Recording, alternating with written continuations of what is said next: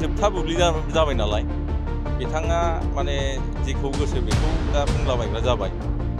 दा सिगांनि समाव जों सानोमोन बिथाङा सासे बर' जाथिनि माने बिर जोहोलाव जों सानोमोन, जों गनायोमोन। खिन्थु दिनैनि दिनावहाय बिथांनि खुगानिफ्राय जे भाषाफोर ओंखारो, बिथाङा जे लेभेलसिमावहाय माने राजनीति गेलेनो ओंखारदों बे खोब लाजिथाव। आरो बिथांखौ जोङो सासे दिनैनि दिनावहाय माने जाम्बा लिडारखौनो जों बुंनांगोन। UPPL नि दतमानि जे थासारिया जोबोद मोजां। दा दिनैनि दिनावहाय इलेक्सना जुदि गाबोन जायोब्ला जोङो UPPL दोलोआ खोब साखाफारायैहाय माने गाजा गोमजायै जोङो इलेक्सन गेलेनानै देरहानायनि जोंहा पजिसन जाबाय। खारन जों नुदों जे BPF नि अबस्थाथ' गैखाथारला। दा बे हिसाबै BJP आ एसे एनै एक्टिभिटिस खालामदों। दा अब्लाबो माने BJP आवहाय BPF निफ्राय एसे गुगाबोनायलाय UPPL नि थासारिया खोब मोजां। बेवहाय गुबुन गुबुन दोलोनि आरो दल संगठननि जे सापर्ट बा मानसिफोरा जोंनि माने UPPL दोलोआवहाय जोंनि UPPL दोलोनि फारसे जे एट्राक्सन जानानै फ्राय माने जोंजों जयनिं जागोन। हयथ' गाबोन सानसे समफोर आरोबाव जोङो 1000+ जोंनि माने दतमा समस्तिनि गुबुन गुबुन राजखान्थि दोलोनि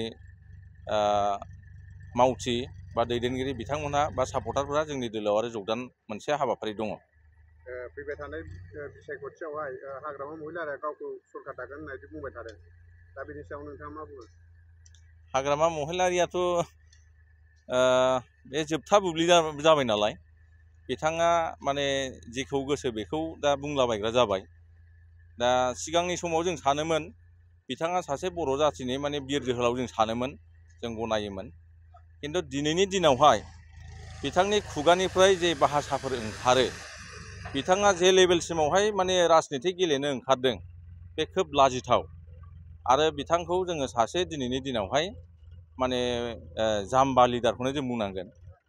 माने बिनि खुगानिफ्राय जे माने ओंखारनाङै रावफ्रा ओंखारो, जाम्बा, फाग्ला, बुरबक होननाय भाषाफ्रा एकदम सालाय बिजौआव हाग्रामा महिलारि बिथांनियाव दङ। जोङो लाजियो, खारन बिथाङा जोंनि BTC खौहाय 17 बोसोर सलायदों। BTC आव गासै 35 लाख जनसाधारन दङ।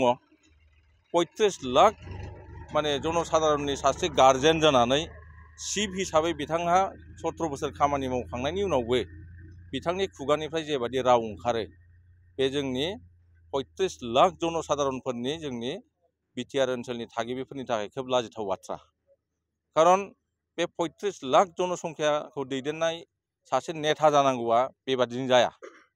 नर्थ इस्टआव जों जेसेबां स्टेटफोर दङ, जोंनिया BTC आ मोनसे काउन्सिल जानो हागौ BTR आ, खिन्थु जोंनि पपुलेसना बिसिनिफ्राय बांसिनजोब।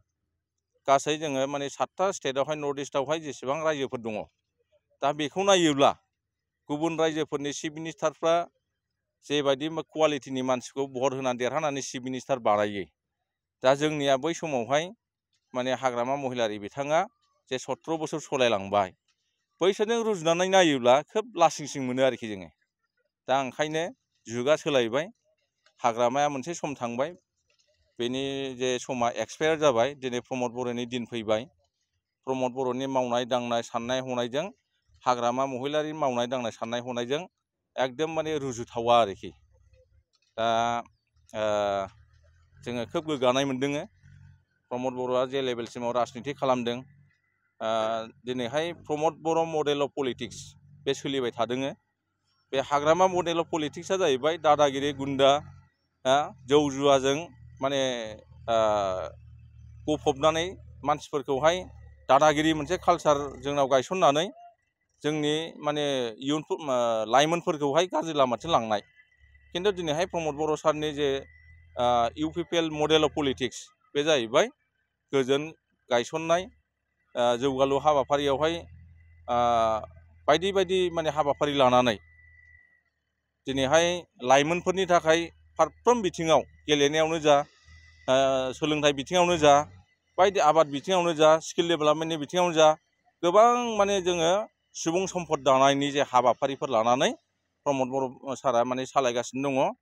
आरो गोजोन मोनसे थासारि लाबोनायनि गेजेरजोंहाय दिनै मोनसे बिटिआर ओनसोला मोनसे आलादा मोनसे महर मोनबाय। फ्राय बिटिआर ओनसोलाव थानाय जे 35 लाख जनसाधारन गुबुन गुबुन जाथि जनगोष्ठीनि मानसिफोरनि जे माइन्डसेट गोसोनि जे साननाय बे कमप्लिट चेन्ज जाबाय। बेवहाय खुनु दादागिरि कालचार गैला, बेवहाय खुनु मोनसे माने गाज्रि एलिमेन्ट्स माने गान कालचार नाय गैला। बेवहाय जोङो बायदि माने गुबुन गुबुन जाथि जनगोष्ठीनि गेजेराव मोनसे मोजां थासारि मोनसे माने बिसासखौ जों लाबोफिननो हाबाय आरोखि। दा बेखौ जों गोलाव सम लांनांगौब्ला एइबारनि जोङो बिटिसि इलेक्सनाव बा बिटिआर इलेक्सनावहाय प्रमद बर' सारखौ जोङो फिन आरो खेबसेबाव जोङो पावाराव लाबोफिननांगोन। दा इउपिपिएल दोलोआ दिनैनि दिनावहाय जुदि इलेक्सन जायोबा जोङो 30टा समस्तियाव जों देरहायो। फरायसाफोरनि थाखाय मोनसे फोसावथाय। सोलोंथाइ बोसोर 2025-2026 नि थाखाय फरायसाफोरनि गोदानै मुं थिसननाय लानानै फैदों doctor Shobha Brahma music and fine arts कलेजआ। क'क्राझार सहरनि साखाथि हाब्रुबारियाव थानाय doctor Shobha Brahma music and fine arts कलेजआव दासान्दि बेचेलर अफ फाइन आर्ट्स आरो बेचेलर अफ मिउजिक आयदानि मुं थिसननाया सोलिगासिनो। बेचेलर अफ फाइन आर्ट्स आयदायाव दङ पेइन्टिं, ग्राफिक्स, एप्लाइड आर्ट आरो स्काल्पचार। फारसेथिं बेचेलर अफ मिउजिक आयदायाव Hindustani music, Bhokaal, Kathak dance, ताबला, violin, बड' फक सं, बड' फक डान्स, सेरजा, सिफुं आरो खामखौ सोलोंनो हागोन। बिटिआरनि गंसेल' मिउजिक एन्ड फाइन आर्ट्स कलेजआव गोसो गोनां फरायसाफोरा मुं थिसनोब्ला अनलाइननि गेजेरजों थिसननो हागोन। Doctor Shobha Brahma music and fine arts कलेजआव मुं थिसननायनि बागै आबुं बाथ्राखौ मिथिनोब्ला नैबे मबाइल नम्बर 9365491257 नङाब्ला 9085292451 आव थोंजों फोनांजाब खालामनो हागोन।